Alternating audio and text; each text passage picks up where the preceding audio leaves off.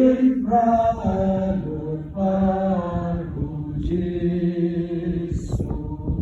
surbatyang jinwai angel bertingkor dhamma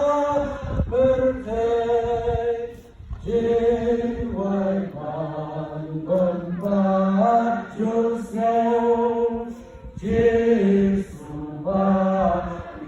Jesu Tuhan kunos Syamsa Angin Ya Roh Kedengku Jesu Kajing Hoti Tuhan Yutala Dosa Tuhan Bersatu Surbatyang jiwai angel Gertingkor dhamma bertei jiwai panggembar